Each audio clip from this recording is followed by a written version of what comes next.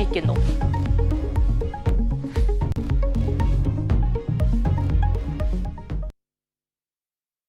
വാർത്തകൾ വിശദമായി നോക്കാം. മൂവാറ്റുപുഴ രണ്ടാർക്കരയിൽ 60-കാരിയും പേരക്കുട്ടിയും മുങ്ങി മരിച്ചു. മറ്റൊരു പേരക്കുട്ടിയെ ഗുരുതരാവസ്ഥയിൽ ആശുപത്രിയിൽ പ്രവേശിപ്പിച്ചു. മൂവാറ്റുപുഴ രണ്ടാർക്കരയിൽ നെടിയാൻമലക്കടവിലാണ് വയോധികയും പേരക്കുട്ടിയും മുങ്ങി മരിച്ചത്. കിഴക്കേക്കുടിയിൽ ആമിന, പേരക്കുട്ടി ഫർഹ ഫാത്തിമ എന്നിവരാണ് മരിച്ചത്. പുഴയിൽ തുണി കഴുകുന്നതിനും കുളിക്കുന്നതിനും പോയപ്പോഴായിരുന്നു അപകടം. ഒപ്പമുണ്ടായിരുന്ന പേരക്കുട്ടികളും അപകടത്തിൽപ്പെട്ടു. ആമിന സംഭവ സ്ഥലത്ത് വെച്ച് തന്നെ മരിച്ചു.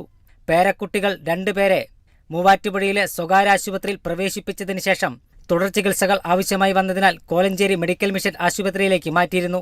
എന്നാൽ ഫർഹ ഫാത്തിമ ആശുപത്രിയിൽ വെച്ച് മരിച്ചു. മറ്റൊരു പേരക്കുട്ടി ഹന ഫാത്തിമ ചികിത്സയിലാണ്. സ്ഥിരമായി ഈ കടവിൽ കുളിക്കാൻ എത്തുന്നവരാണിവർ. 2 പേർ അപകടത്തിൽപ്പെട്ടു എന്ന് തൊട്ടടുത്ത് പെയിന്റിംഗ് ജോലിയിൽ ഏർപ്പെട്ടിരുന്നവരെ പ്രദേശവാസികളായ സ്ത്രീകൾ അറിയിക്കുകയായിരുന്നു. ഞങ്ങൾ അവിടെ തൊട്ട് മുകളിലെ വീട്ടിൽ പെയിന്റ് അടിച്ചോണ്ടിരിക്കുന്നു.